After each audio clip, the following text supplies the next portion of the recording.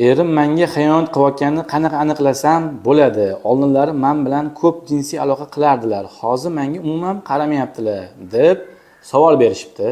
Hosiliga aytaman. Erkak kishi jinsiy yaqinlik qilmasa yoki kamayib qolsa, bu sizga xiyonat qilyapti degani emas. Hamma erkak ham xiyonat qilavermaydi.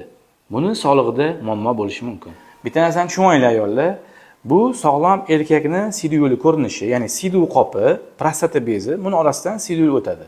Bu erkak har doim yaxshi jinsiy aloqa qila oladi. Buni ko'rinishida, ya'ni nosog'lom erkakniki, ya'ni sidyu qopi, prostata bezi ko'rib turgan edik. Bu yo'li toraygan, shishgan. Bunda klinikasida nima bo'ladi? Bu erkakda yaxshi siya olmaydi, oxirigacha bo'shalmasligi mumkin, sidyu qolib ketish hissi bo'ladi. Ereksa yaxshi bo'lmaydi, qattiq bo'lmaydi, testosteronni tushgan holatda bo'lishi mumkin, ayollarga qiziqishi kam bo'ladi. Shu sababli bu erkak siz o'ylaganingizdek xiyonat qila olmaydi. Buning uchun buni tekshirganda aniq bilishingiz mumkin.